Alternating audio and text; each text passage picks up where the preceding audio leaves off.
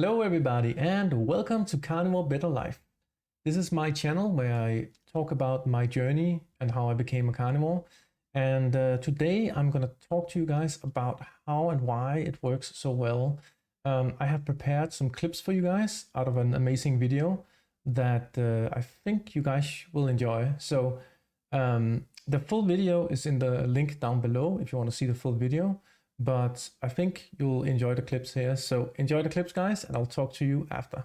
January is World Carnivore Month, and I know quite a few people that have done it that have had some serious results. And we learned 20 years ago that Brussels sprouts alone had over 136 identified human carcinogens in them. This is why kids, no one likes Brussels sprouts, right? You know? And that's why, right? You know, that bad taste, that bitter taste, is your brain and your tongue, which are sophisticated machines, and they can tell you like, hey, this is bad for you, spit it out. Recently, there's been quite an uptick in people talking about the carnivore diet. People are shredding fat and stacking on muscle, all while improving their health at the same time. This was initially made popular by many carnivore advocates on Joe Rogan's podcast. The carnivore diet may appear to be a new and trendy concept, but humans have been eating mostly meat for the majority of our evolutionary history. This stable isotope data shows that humans have one of the highest carnivore ratings of any animal. Humans did not begin to rely more heavily on plant-based food until the development of the agricultural revolution about 10,000 years ago. Another concern people always worry about is this diet's lack of fiber. Yes, I eat a zero fiber diet. People often think, doesn't that make you constipated, and don't you need fiber to properly digest and feed your gut bacteria? After all, we've always been told that fiber is what makes us regular. Fiber is actually indigestible by humans, and in fact, fiber is an anti-nutrient. An anti-nutrient is a natural or synthetic compound that interferes with the body's absorption of nutrients. As shown in this graphic, the more fiber in the diet, the worse the constipation was. Now, what about a zero fiber diet? So the question is, what happened to those, the majority of those in the study, who had zero fibre in their diet? This is not a mistake. I didn't just forget to put something in the slide there.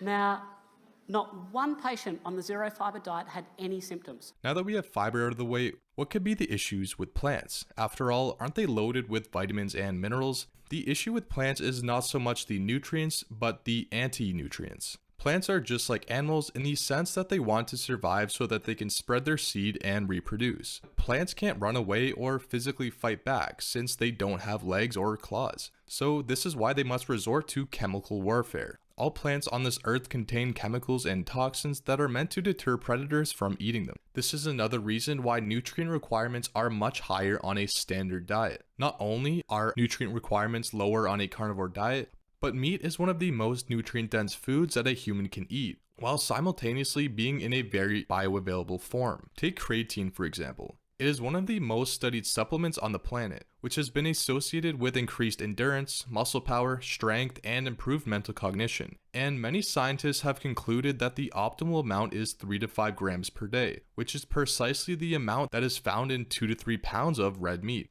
There we go, guys. Isn't that wild? I think that's pretty wild, man. There's a lot of different things in this video. So let's go through some of the points that they talked about here. One of the things that struck me immediately when I watched this was that when something tastes bad, it's probably bad for you. That was like, yeah, I remember that as a kid, right? You would get something that your parents were trying to get you to eat that they thought was healthy, and it's typically a plant, right? Like Brussels sprouts or kale or one of those things that you just hate as a kid. It turns out there's a reason why it's not didn't taste well for you. It's because it's actually trying to kill you. So yeah, be careful what you try to make your children eat. If they don't want to eat it, then don't force them to, because it's probably a natural response that's actually very good for them. And also, like, our brain and tongue are sophisticated machines, like Kathy says there, and that's probably a good idea to listen to that. So that immediately captured me when I was watching this video, and there's a bunch of good things in this one here. also the fact with that we didn't used to eat plants at all. Like the indications are that we ate mostly meat back in like before 10,000 years ago. Now something probably happened 10,000. We know something happened 10,000 years ago that completely changed the climate of the planet.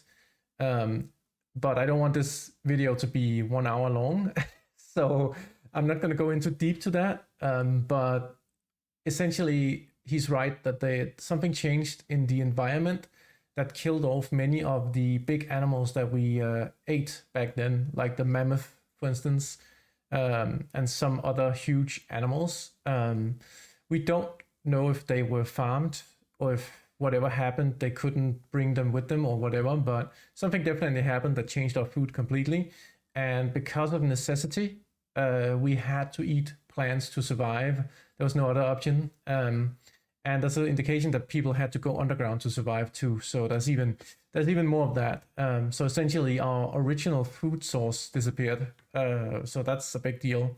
And then slowly got rebuilt. But by then people were already eating plants, and it's not great.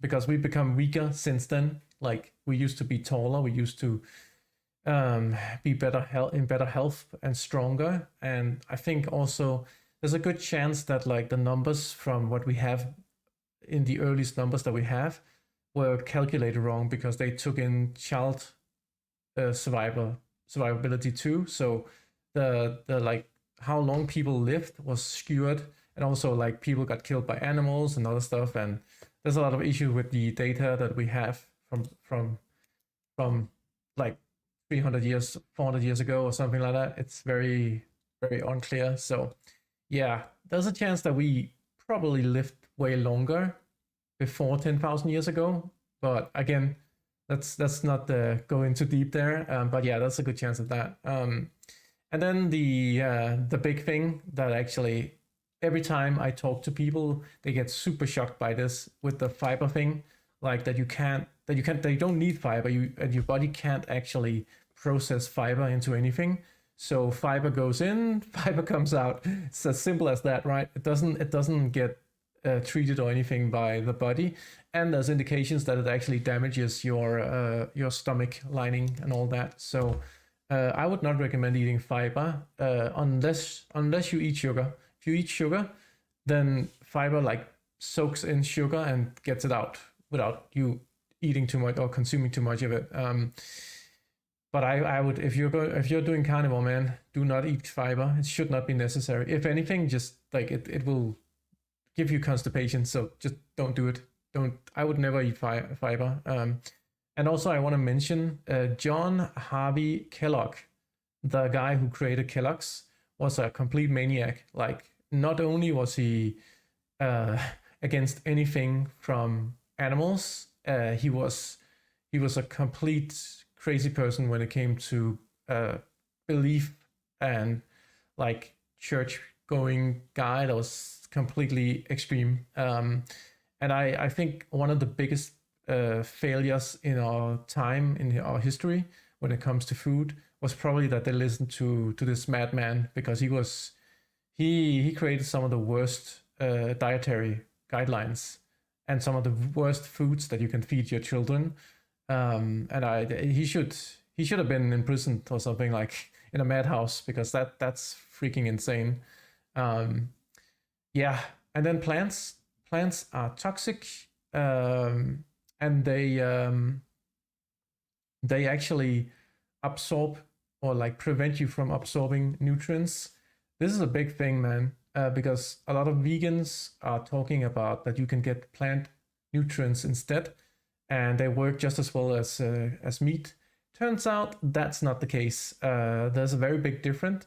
First of all, the nutrients and the proteins and all that you get from plants is not the same as what you get from meat. It's a less clean version of it, and it also has all the plant toxins in it. And again, plants can't run away, and they can't fight back. So the only thing they can do is make it so you won't eat them. Like make it taste bad, make it toxic for you, like you feel bad when you eat something like that. That's the only way they can defend themselves. So yeah, plants are trying to kill you. Always remember that, guys. Plants are trying to kill you. So don't eat plants. Make the cows eat the plants, and then the four stomachs will treat the toxins out of it. And then you eat the meat that's clean and nice and gives you all the good stuff, right? And then, yeah, meat is also one of the most nutrient-dense foods that you can eat. Liver has all the minerals too, if you need minerals and stuff and things. Liver, heart, and a few other things will give you all the vitamins and all that you need. And also meat in itself also gives you some vitamins, and it gives you all the nutrients that you need. So there's no reason to eat all these supplements if you just eat a heavy meat diet. I do recommend some, if you don't like eating liver or like cow hearts or something like that, or if you can't get it, there's some places where you actually can't get this. You can take a supplement like Organ Mix. Is one of the good ones that is actually organs chopped up and put in a little capsule that you can then take as a supplement. It will give you all the vitamins and all the stuff that you need. Yeah, and that's more or less it, man. When I watched this video and I was already doing carnivore, I was like, yep, this is it, man. This is definitely it. And this is definitely the right thing to do. And now I understand why it works. So yeah, the full video is called The Carnivore Diet.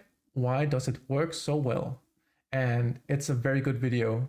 It is 12 or 13 minutes long. It's down in the description, guys. Please check it out. Go give the guy a like and give a comment on the video if you want to. It is so informative, and it's probably one of the top videos that I have ever watched. That are so short, at least. We have some bigger ones coming up. That's gonna take a lot more time to put into a video, but yeah, this was pretty good, man. This was really good, and I highly recommend this. So yeah, that's my second video on my playlist.